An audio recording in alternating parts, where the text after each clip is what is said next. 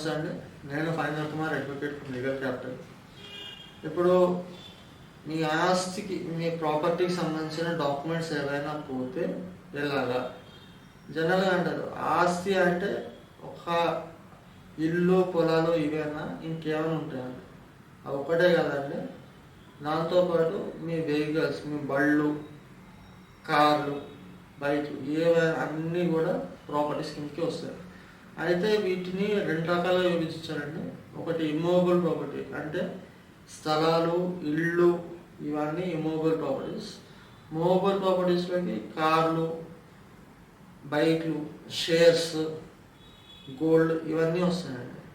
ఒకవేళ ఇంటికి సంబంధించి కానీ ల్యాండ్కి సంబంధించిన కానీ డాక్యుమెంట్స్ పోయినప్పుడు ఏం చేయాలి అని నేను చెప్తాను.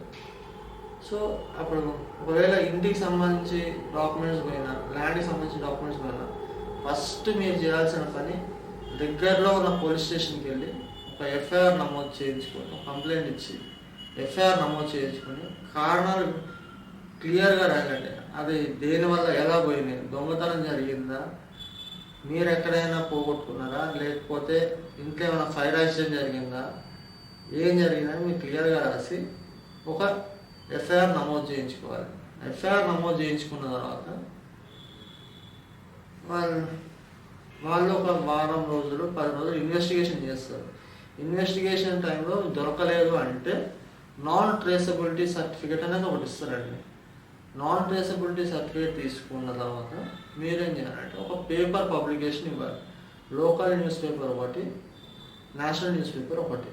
అంటే లోకల్ న్యూస్ పేపర్ అన్నప్పుడు మన తెలంగాణలో చూస్తే సాక్షి ఉంది, ఈనాడు ఉంది, మన తెలంగాణ, ఇలా చాలా ఉన్నాయి. దేంట్లోనే ఒక తెలుగు పేపర్, ఒక ఇంగ్లీష్ పేపర్, డెక్కన్ క్రానికల్, లేకపోతే హిందూ, టైమ్స్ ఆఫ్ ఇండియా, ఇట్లాంటి ఏదో ఒక న్యూస్ పేపర్లో యాడ్ ఇచ్చేసి దాని వెంటనే ఒక నోటరీ ఒక 10 రూపాయల స్టాంప్ పేపర్ మీద, నాన్ జ్యుడిషియల్ స్టాంప్ పేపర్ మీద ఒక ఎఫిడవిట్ చేయాలి.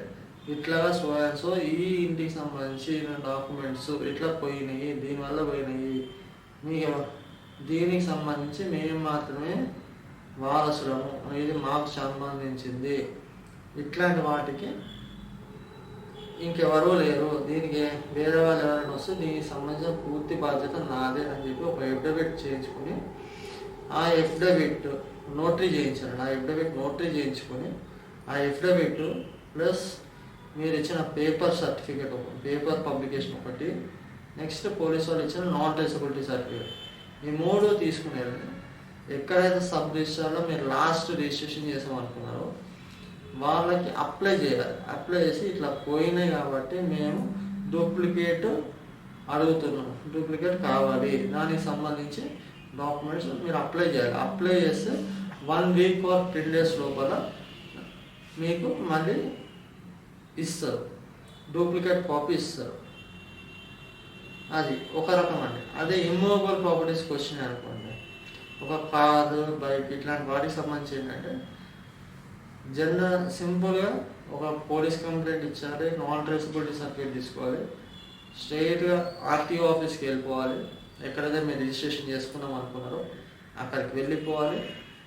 అది పెట్టేసి ఒక ఫామ్ ఏదో ఉంటుందండి వాళ్ళది, ఫామ్ తీసుకొని నాన్ ట్రేసబిలిటీ సర్టిఫికేట్ పెట్టి ఇట్లా నాకు పోయింది కాబట్టి నాకు డూప్లికేట్ ఇష్యూ చేయండి అన్నగానే వితిన్ 15 డేస్ మీ ఇంటికి రిజిస్టర్డ్ పోస్ట్లో మీకు సంబంధించిన ఆర్సీ బుక్ ఇవన్నీ వచ్చేస్తాయి. మీకు ఏవైతే పోయినా కూడా అవన్నీ వచ్చేస్తాయి. Thanks sir.